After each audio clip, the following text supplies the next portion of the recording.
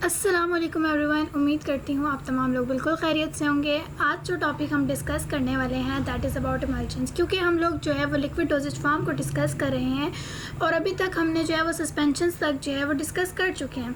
अब हम आगे देख रहे हैं कि इमल्शंस क्या होते हैं। इमल्शंस भी बेसिकली आपके पास लिक्विड डोजेज फॉर्म ही होते हैं और ये डिस्पर्स सिस्टम के अंदर ही आते हैं, यानी इसके अंदर भी आपके पास डिस्पर्स फेज और डिस्पर्शन मीडियम ही होता है। ठीक है, अब इसमें भी क्या होता है कि ये भी बायोफिजिक्स सिस्टम है कि जिसमें दो इमिसिबल लिक्विड है, उनको आपने मिसिबल बनाना है, यानी उनको आपने सिंगल फेज बनाना है, उनको एक ही तरह का आप कह लें कि एक ही तरह की फॉर्म में उनको लेकर आना है।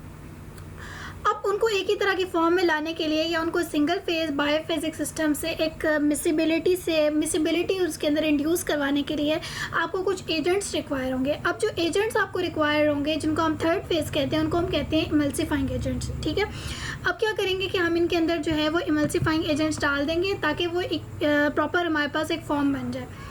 दो तरह के फेजेस इसमें होते हैं, इंटरनल फेज होते हैं और एक्सटर्नल या कंटिन्यूस फेज होते हैं। ठीक है, इंटरनल फेज कौन सा होता है? Disperse phase. ठीक है, और डिस्पर्शन मीडियम जो ज़्यादा अमाउंट पे आपके पास होता है वो एक्सटर्नल फेज या कंटिन्यूस फेज होता है, जिसके अंदर आपका पूरा जो भी चीज़ें हैं सारी वो उसके अंदर डिस्ट्रीब्यूट हुई हुई होती हैं। अब अगर हम लोग टाइप्स की बात करें तो हमारे पास इमल्शंस की दो तरह की टाइप्स होती हैं, ऑयल इन वाटर। ऑल्दो और भी बहुत सारी टाइप्स हैं, लेकिन यहाँ पर हम जो है अभी सिर्फ दो टाइप्स को डिस्कस करेंगे। एक होती है ऑयल इन वाटर इमल्शन और एक होती है वाटर इन ऑयल इमल्शन। अब देखिए यहाँ पर मैं आपको बताती हूँ, ये देखिए अब जो चीज़ अंदर की साइड पे लिखी हुई है ना ऑयल इन वाटर, इसका मतलब है ऑयल आपके पास क्या है? डिस्पर्स फेज है, और जो बाहर की साइड पे लिखी है वो आपके पास डिस्पर्शन मीडियम है। सिमिलरली यहाँ पे वाटर इन ऑयल, इसका मतलब है वाटर यहाँ पे डिस्पर्स फेज है और ऑयल यहाँ पे क्या है? डिस्पर्शन मीडियम है। अब जो आपके पास इमल्शंस होती हैं वो दो तरह के हो सकते हैं, या तो लिक्विड होंगे या सेमी सॉलिड होंगे। अगर तो वो लिक्विड होंगे तो आप उनको किस तरीके से लेंगे? ऑरली यानी बाय माउथ लेंगे, पेरेंटली ठीक है, यानी इंजेक्टेबल की फॉर्म में आप पेशेंट को इंड्यूस करवा सकते हैं, जैसे ये प्रोपोफॉल की थी। आईवी यानी इंट्रावीनस आप इसको इंड्यूस करवाते हैं। फिर टॉपिकली यानी कि स्किन के ऊपर जो आप लगाते हैं। फिर आते हैं सेमी सॉलिड। सेमी सॉलिड का क्या मतलब होता है कि ना तो वो लिक्विड है और ना सॉलिड है, बल्कि एक दरमियान की चीज़ में आ रहे हैं, दरमियान के फॉर्म में आ रहे हैं, जो आपने टॉपिकली अप्लाई करने होते हैं, यानी स्किन के ऊपर आपने अप्लाई करने होते हैं। फिर आते हैं कि अगर हम लोग एक्सटर्नल प्रिपरेशन की बात करें, यानी जो टॉपिकली अप्लाई कर रहे हैं, तो दो तरह के इसमें फर्दर आ जाते हैं, एक लिनेमेंट्स आते हैं और एक लोशंस आते हैं। लिनेमेंट्स और लोशन सम काइंड ऑफ आप कह सकते हैं कि सेम तरह की डोजेज फॉर्म होते हैं, सेम तरह के होते हैं, सिर्फ जो इनमें डिफर चीज़ करी होती है वो रबिंग करी होती है कि लिनेमेंट्स होते हैं ना वो विदाउट रबिंग होते हैं, लोशंस में जो है वो आप कर सकते हैं। अब आप इसमें देखिए ऑयल इन वाटर हो सकते हैं या वाटर इन ऑयल, दो तरह के हो सकते हैं। फिर सेमी सॉलिड की बात करें तो सेमी सॉलिड भी दो तरह के आते हैं, ऑयली क्रीम्स आते हैं और एक्वस क्रीम। अगर ऑयली क्रीम की बात करें तो ऑब्वियसली वो आपको बाहर से ऑयली फील हो रही है, तो वो क्या होंगे? Water in oil. इसका मतलब है डिस्पर्स फेज उनका वाटर होगा और डिस्पर्शन मीडियम ऑयल होगा, तभी तो वो आपको बाहर पे स्किन पे आपको ऑयली या ग्रीसी सा फील हो रहा होता है। इसमें आपके पास कोल्ड क्रीम्स आ जाती हैं। फिर आती है एक्वस क्रीम्स। एक्वस क्रीम्स कौन सी होती हैं? ऑयल इन वाटर, जैसे वैनिशिंग क्रीम्स आ गई। ठीक है, यानी ऑयल इंटरनल फेज है, वाटर आपके पास क्या है? एक्सटर्नल फेज है। नेक्स्ट हमारे पास आ जाते हैं चॉइस ऑफ इमल्सिफाइंग एजेंट्स के। अब आपने इमल्सिफाइंग एजेंट जो थर्ड फेज सेलेक्ट करना है मिसिबिलिटी को इंड्यूस करवाने के लिए, वो कौन सा होगा या किस तरीके के, आप कैसे आपको पता चलेगा कि आप कौन सी इमल्शन बना रहे हैं, तो उसके लिए आप कौन सा इमल्सिफाइंग एजेंट इस्तेमाल करेंगे। तो सबसे पहले तो ये होना चाहिए कि वो इंटरफेशियल टेंशन को रिड्यूस करता हो, यानी दो इमिसिबल लिक्विड है उनके दरमियान में जो टेंशन है ना, टेंशन हमने सरफेस टेंशन में काफ़ी डिटेल में पढ़ी थी, इंटरफेशियल टेंशन उसको कम करता हो और उन दोनों को सोलुबलाइज करके एक सिंगल फॉर्म में कन्वर्ट कर देता हो। फिर इसके अलावा जो ग्लोब्यूल्स हैं उनको प्रॉपरली डिस्ट्रीब्यूट करता हो थ्रू आउट द व्हीकल। ठीक है, नॉन टॉक्सिक होना चाहिए, कोई उसके अंदर टॉक्सिक सब्सटेंसेस नहीं होने चाहिए।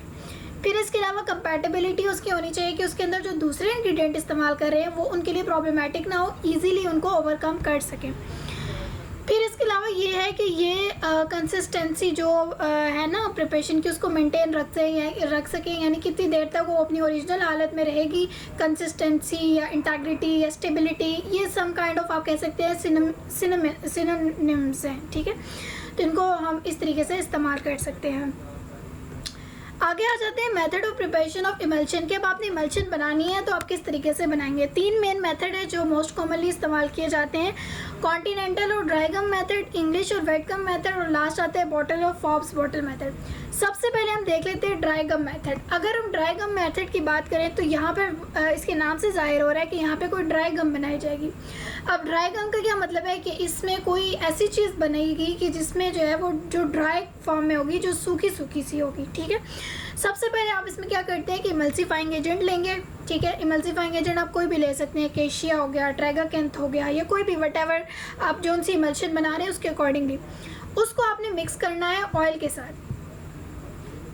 आप इसको 1 मिनट ऐसे याद रख सकते हैं, इमल्सीफाइंग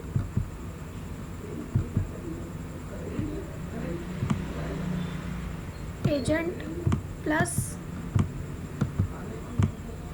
ओ फॉर ऑयल। ये मैं फुल फॉर्म नहीं लिख रही, लेकिन आपने एग्जाम में जो है वो पूरा इसको लिखना होगा, ठीक है।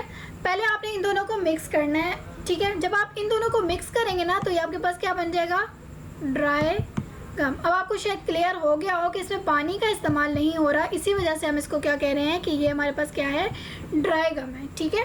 यहाँ तक उम्मीद है कि आपको क्लियर हो गया होगा। अब इसमें देखिए, अगर उसके बाद हम इसमें जो है वो पानी डालेंगे, लेकिन फिलहाल मैं आपको इसकी रेशियो बता दूँ। रेशियो अगर हम देखें तो इसकी 4:2:1 है। इसका क्या मतलब हुआ कि 4 पार्ट्स आप किसके इस्तेमाल कर रहे हैं, ऑयल के, ठीक है। यानी कि 4, अगर आपने बात की नहीं, यानी समझो अगर मैं 100 की बात करूँ तो 400 आपने जो है वो ml ऑयल इस्तेमाल किया, 200 ml जो है वो वाटर इस्तेमाल किया, और 1 ml जो है वो गम इस्तेमाल किया। तो इस तरीके से इसकी रेशियो होती है ऑयल, वाटर और आपके पास जो तीसरी होती है ये इमल्सीफाइंग एजेंट। तो इन तीनों को जब आप मिक्स करते हैं तो आपके पास क्या बन जाती है, प्राइमरी इमल्जन, ठीक है। पहले आपके पास ड्राई गम बनी थी, उसके बाद आपने वाटर डाल दिया तो ये प्राइमरी इमल्शन बन गई और ये सोलुबलाइज करवा लेगी। बाद में हम क्या करते हैं, ग्रेजुएटेड सिलेंडर में डाल के वॉल्यूम मेकअप कर लेते हैं। वॉल्यूम मेकअप जो है वो मैं आपको पहले भी बता चुकी हूँ, लेकिन इसकी फर्दर डिटेल जो है वो आगे लेक्चर्स में आएगी, तो वहाँ पर मैं इसको बहुत डीपली जो है वो एक्सप्लेन करूँगी इंशाल्लाह। नेक्स्ट आता है हमारे पास वेट गम मेथड। अब वेट नाम से जाहिर हो रहा है कि गीला है, इसका मतलब इसके अंदर पानी है, ठीक है। अब इसमें आपको डिफरेंस उम्मीद करती हूँ समझ आ गया होगा। इमल्सीफाइंग एजेंट डलेगा, ठीक है, प्लस यहाँ पे मैं लिख देती हूँ W फॉर वाटर, ठीक है। तो आगे ये आपके पास क्या बन जाएगा, एक म्यूसिलेज फार्म की एक चीज़ बन जाएगी, ठीक है। उसके बाद आपने इसमें क्या ऐड करेंगे, जो आपने ऑयल डालेंगे। जब आप ऑयल डालेंगे तब वो प्राइमरी इमल्शन बनेगी। अगर हम इसको फ्लो चार्ट की फॉर्म में देखें, ऊपर वाले को भी, इस वाले को मैं सिर्फ एक को बता रही हूँ, ऊपर वाले को आपने भी ऐसे ही लिखना होगा, जैसे कि emulsifying agent plus W for water goes to, ये मैं शॉर्ट फॉर्म में लिख रही हूँ, ठीक है। आपने पेपर में फुल लिखना होगा, ड्राई D.G फॉर ड्राई गम। अब ड्राई गम में आपने डाल दिया ऑयल, ठीक है। ड्राई गम में आपने ऑयल डाला तो ये बन गया हमारे पास प्राइमरी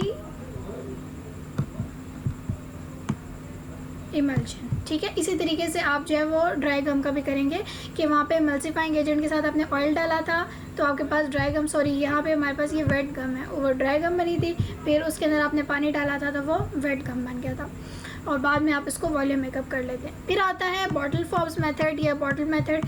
इसके अंदर आप क्या करते हैं कि सारी चीज़ों को आपने मिक्स कर देना है, ठीक है। मिक्स करके और पहले आप इसको ना ड्राई गम के मेथड के ज़रिए शुरू में आप एक इमल्शन सी बना लेंगे, बाद में आप सारी चीज़ों को इकट्ठी मिक्स कर देंगे और इनकी जो रेशियो है 4:4:2, यानी कितना ऑयल इस्तेमाल हुआ है, कितना वाटर और कितना इमल्सीफाइंग एजेंट्स जो है वो इस्तेमाल किए गए हैं इसमें।